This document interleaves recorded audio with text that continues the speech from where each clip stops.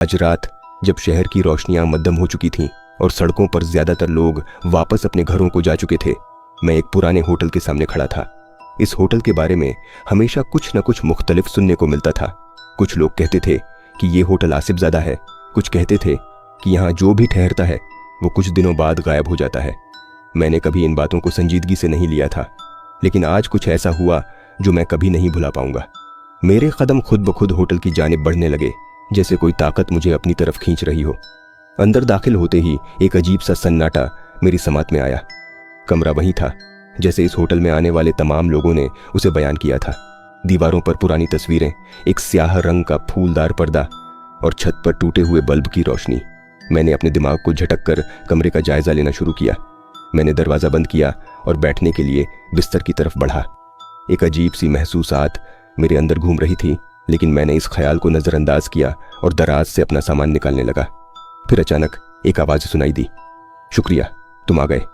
मैंने फौरन सर उठाया और अपने आसपास की चीज़ों को बगौर देखा। आवाज़ कहाँ से आई थी? लेकिन कुछ नहीं था, सन्नाटा था, बस सन्नाटा। मैंने दोबारा दराज में हाथ डाला, लेकिन आवाज़ फिर सुनाई दी, इस बार बहुत करीब से, शुक्रिया, तुम आ गए। मेरे हाथ में एक कप चाय था और मैं बेकाबू होकर उसे गिरा बैठा। आवाज़, वो आवाज़, जैसे किसी ने मेरी समात में खींचकर वो अल्फाज धकेल दिए हों। मैं उठकर दरवाजे की तरफ बढ़ा और कमरे के पर्दे को हटाया। बाहर कोई नहीं था। फिर भी वो आवाज़ सुनाई दी, शुक्रिया, तुम आ गए। मेरे जिस्म में सर्द लहर दौड़ गई। मैं पिछले कई सालों से मुख्तलिफ होटलों में रुक चुका था, मगर इस होटल में कुछ मुख्तलिफ था। वो आवाज़ जो न इंसान की थी और न ही किसी और की, मेरे अंदर तक गूंज रही थी। चंद लम्हों बाद कमरे की दीवार पर एक शक्ल उभरी। वो शक्ल एक खाली चेहरा थी जिसमें आंखें नहीं थीं, बस एक स्याह खला था। और फिर वो आवाज़ जो मेरी समात के करीब पहुंचकर दोबारा सुनाई दी, शुक्रिया, तुम आ गए। और इस बार वो आवाज़ मेरे पीछे से आ रही थी। मैं मुड़कर देखा और हैरत से मेरी आंखें फटी की फटी रह गईं। वो शक्ल अब मेरे पीछे खड़ी थी। शुक्रिया, तुम आ गए। वो आवाज़ गहरी हो गई और उसकी शक्ल बदतदरीज वाजह होती गई। वो शक्ल मैं था। मेरी आंखों में खौफ की लहर दौड़ गई और मैं दरवाज़ा खोलकर बाहर दौड़ने लगा।